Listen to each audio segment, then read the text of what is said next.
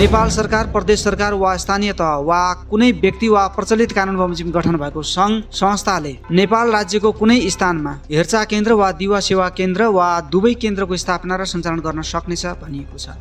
नमस्कार दर्शक श्रोता, नेपालमा बढ्दो युवा पलायनले ग्रामीण क्षेत्रमा पनि ज्येष्ठ नागरिक सेवा केन्द्रको आवश्यकता बढाएको छ। ज्येष्ठ नागरिकहरू उपेक्षित, एक्लो र असहाय हुन बाध्य भएका छन्। यस समस्याको समाधानका लागि नियमित स्याहार सुसार, स्वास्थ्य जाँच, परामर्श, मनोरञ्जन र सामाजिक आदान प्रदान गराउने ज्येष्ठ नागरिक सेवा तथा मिलन केन्द्रको स्थापना अत्यावश्यक भएको छ। यस्ता केन्द्रहरू नहुँदा ज्येष्ठ नागरिकहरू उपेक्षित, एक्लो र असहाय हुने खतरा बढेको छ। यसको स्थापना र विस्तार आजको समयमा अनिवार्य आवश्यकता बनेको छ। तसर्थ यदि तपाईँ संस्थागत रूपले नै बेसहारा ज्येष्ठ नागरिकहरूको सेवामा योगदान पुर्याउन चाहनुहुन्छ भने आजको भिडियोमा विशेष गरी त्यस्ता केन्द्रहरू दर्ता गर्न कानुनी व्यवस्था र दर्ता प्रक्रियाका लागि आवश्यक जिल्ला तथा पालिका स्तरीय विधान बारे पनि चर्चा गर्नेछु। चर्चा गर्नु पूर्व यदि तपाईँले टेक सोल्युसन युट्युब च्यानललाई सब्स्क्राइब गर्नु भएको छैन भने कृपया सब्स्क्राइब गरिदिनु होला र सँगै रहेको बेल बटनमा प्रेस गरी अल नोटिफिकेसनमा पनि क्लिक गरिदिनु होला। त्यसो गर्नुभयो भने आगामी दिनमा यस युट्युब च्यानलमा अपलोड गरिने हरेक भिडियोको नोटिफिकेसन यहाँले प्राप्त गर्नुहुनेछ।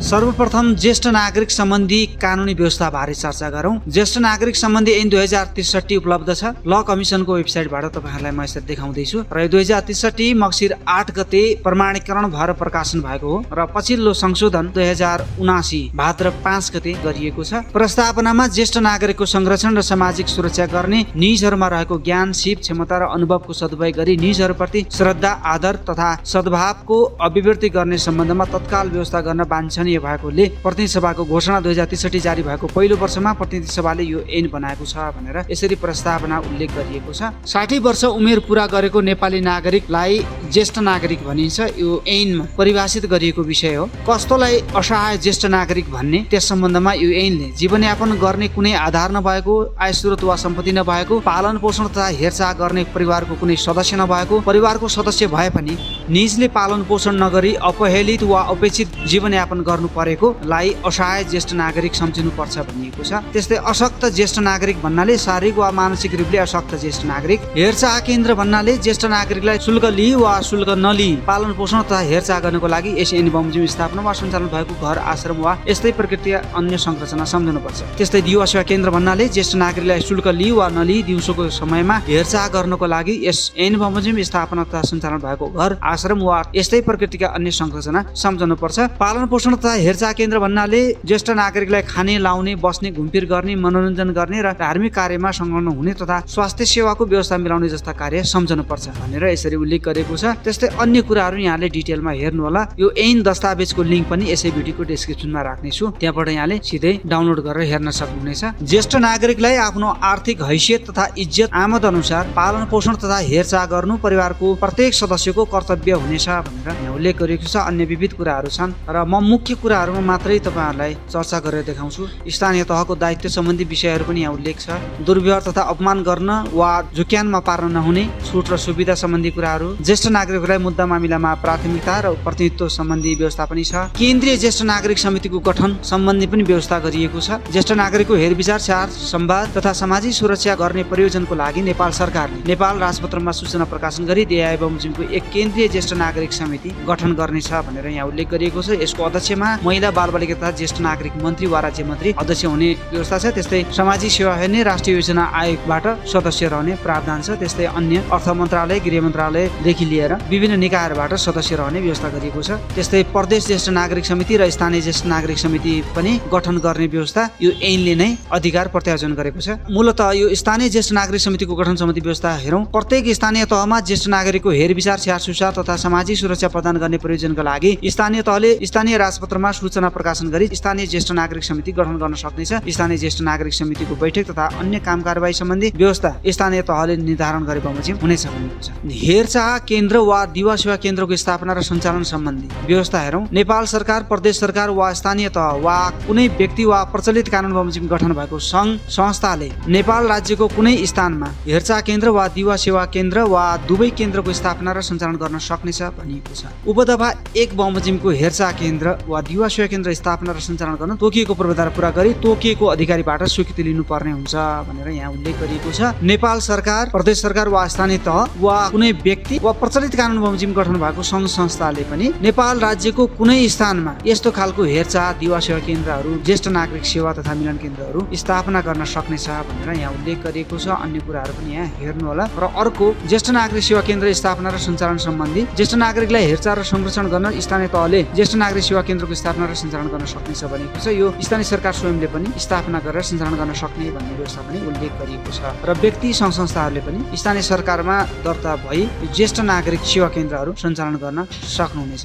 त्यस्तै अन्य प्रावधानहरू पनि यसमा उल्लेख छ। यहाँले यदि ज्येष्ठ नागरिक सम्बन्धी संस्था दर्ता गरेर ज्येष्ठ नागरिकहरूको हकहितको क्षेत्रमा सेवा गर्न चाहनुहुन्छ भने यो डिटेलमा पढ्नु। यो जिल्ला स्तरीय विधान तपाईँहरूलाई देखाएँ। अब यसमा हामीले यो ढाँचामा कभर पेज तयार पारेर यहाँ आफूले ज्येष्ठ नागरिक सेवा केन्द्रको नाम के राख्नुहुन्छ अनि ठेगाना कुन ठाउँ हो, वडा नम्बर 2 जिल्ला, त्यसपछि प्रदेशको नाम यहाँ उल्लेख गर्नुहोला। त्यसपछि ज्येष्ठ नागरिकको यो संस्थाको नाम यहाँ राखेर को विधान 2000 यहाँनिर साल उल्लेख गर्नुहोला। त्यसपछि प्रस्तावनामा अरू जस्ताको त्यस्तै राखेर यहाँ संस्थाको नाम यहाँनिर राख्नुहोला। अरू यहाँनिर संस्थाको नाम के हुने, नेपाली अङ्ग्रेजीमा के हुने त्यो राख्नुहोला। खाली ठाउँ मात्रै भरे पुग्छ। यहाँले यसमा अन्य कुराहरू धेरै थप्नु परेन। विधान भन्नाले तपाईँको संस्थाको नाम यहाँनिर उल्लेख गरेर यसलाई जनाउँछ भनेर यहाँ यसरी राख्नुपर्ने हुन्छ। संस्था भन्नाले पनि तपाईँको संस्थालाई नै जनाउँछ, संस्थाकै नाम राख्नुपर्ने हुन्छ। पदाधिकारी भन्नाले तपाईँको संस्थाको नाम यहाँ राख्नु होला र पदाधिकारीले जनाउनेछ। यसै गरी भर्ती जानुपर्ने हुन्छ। तपाईँले संस्थाको कार्यालय कहाँ रहने, डिटेल ठेगानाहरू यहाँ राख्नु होला। यहाँ उल्लेख भए बाहेक अन्य उद्देश्यहरू तपाईँको छ भने यहाँ थप्न सक्नुहुनेछ। बाँकी जस्ताको त्यस्तै राख्नु होला। यो जिल्ला स्तरीय ज्येष्ठ नागरिक सेवा तथा मिलन केन्द्रको विधान भएकोले यसमा जिल्ला सभाको व्यवस्था पनि हुन्छ। यदि तपाईँले जिल्ला स्तरीय ज्येष्ठ नागरिक सेवा तथा मिलन केन्द्रको स्थापना गर्न खोज्दै हुनुहुन्छ भने तपाईँले राष्ट्रिय ज्येष्ठ नागरिक महासङ्घमा पनि आबद्ध हुनुपर्ने हुन्छ। उक्त महासङ्घको वेबसाइट लिङ्क पनि म यसै भिडियोको डिस्क्रिप्सनमा राख्नेछु। उक्त वेबसाइटमा यहाँले प्रवेश गरेर सम्पर्क नाम नम्बरहरू यहाँले लिन सक्नुहुनेछ। र जिल्ला सभाको गठन, बैठक, काम, कर्तव्य लगायतका विवरणहरू यहाँ व्यवस्थाहरू यहाँ उल्लेख गरिएको छ। यसको वर्ड फाइल यहाँले प्राप्त गर्न सक्नुहुनेछ। त्यसका लागि न्यूनतम शुल्क भने लाग्नेछ र डिस्क्रिप्सनमा देखाइएको ई सेवा आइडीमा यहाँले न्यूनतम शुल्क तिरेपछि यसको वर्ड फाइल र यसमा प्रयोग गरिएको फन्ड सहित यहाँले इमेल मार्फत प्राप्त गर्न सक्नुहुनेछ। अब यहाँनिर यो कृति फन्डमा उल्लेख गरिएको छ भने माथि अरू सबै मङ्गल युनिकोड फन्डमा लेखिएको छ। सबै डिटेलहरू यसमा राखिएको छ। छाप पनि के कसरी तयार पार्ने, यसलाई अनग्रुप गरेर फेरि यसमा क्लिक गरेर एडिटमा जानुभयो भने तपाईँले नाम के राख्ने हो, यहाँनिर माथि यहाँ संस्थाको नाम, त्यसपछि एक लाइन खाली छोडेर तलपट्टि ठेगाना राख्नु होला। त्यस्तै शपथको ढाँचा, सदस्यता प्राप्तिको आवेदन लगायत यहाँ सदस्यताको अभिलेख, यो विवरणहरू गरी कुल 27 पेजको यो जिल्ला स्तरीय ज्येष्ठ नागरिक सेवा तथा मिलन केन्द्रको कम्प्लिट विधान यहाँले लिएर ज्येष्ठ नागरिकहरूको सेवाको क्षेत्रमा कार्य गर्न सक्नुहुन्छ।